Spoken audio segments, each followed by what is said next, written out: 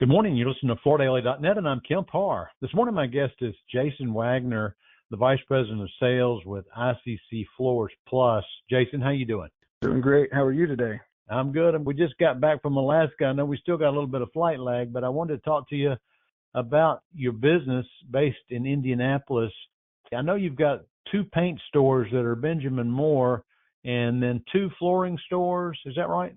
We have two flooring showrooms and a third location that is warehouse only for some builder business in Joliet. I've heard that you're on the move. You're beating the norm.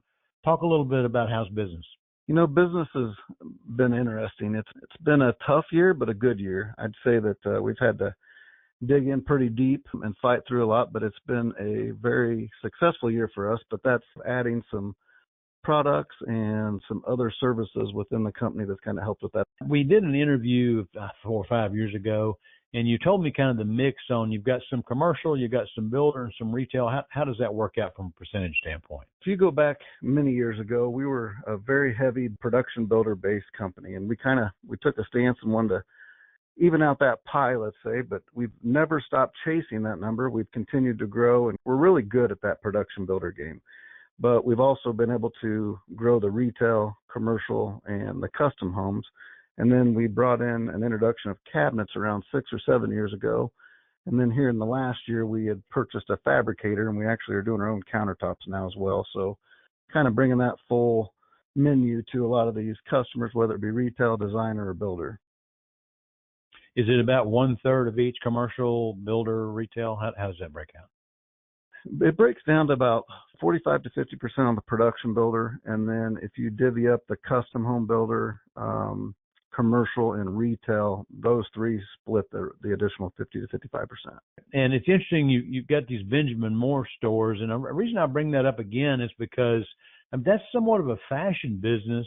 I think that's part of the reason that you're doing well in flooring as well, is because you actually offer design services, right?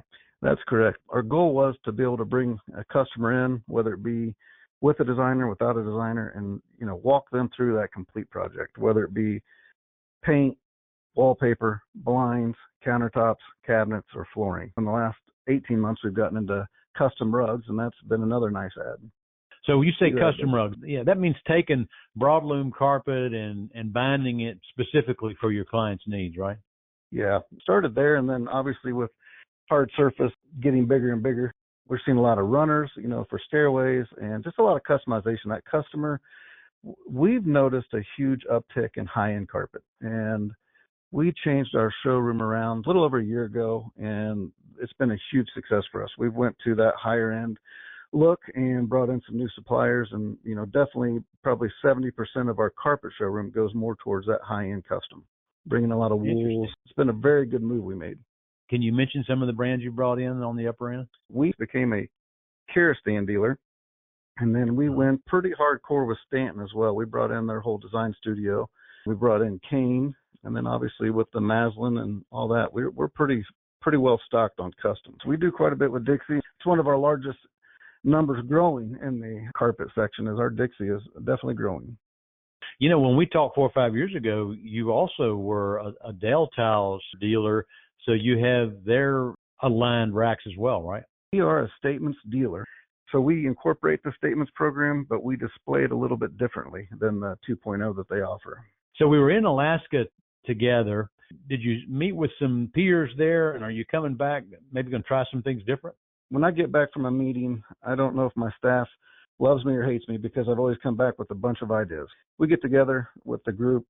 There's a lot more of best practices that go on than even some of that vendor and rebates and prices. I come back pretty much ready to go. Let's talk a little bit about building store traffic. I see that you have a video billboard at one of your locations. What else do you do to get people to come in to see what you're offering? The marquee we added, we are on a very heavily trafficked highway here in Indianapolis, and when we put the marquee, the digital billboard out, it was surreal how many people came in every day saying, I've been going past here for 10 years and never knew it was a flooring store. So that's been a huge add. And then in the last year, we brought on a business development manager and internal marketing. So we have a person in here that's handling our social in-house so we can make it a little bit more personable. And so we've seen a huge return on that as well. So if you had to summarize why you think some of these NFA dealers are beating the average when it comes to growing while others are flat or slightly down, what would you say the secret recipe is? I'd say it's a combination. I think that our relationships with the manufacturers and vendors is obviously one reason. What the NFA as a whole does is I think we all understand that it's about the people. I think we're all really good at bringing in and hiring good people. Over the last 10 years for me, that's something that I've taken from the group. And that's what here at ICC Floors, that's what we do well. And a lot of our members, we all understand that it's about the people that you hire and put in place to do what you want them to do.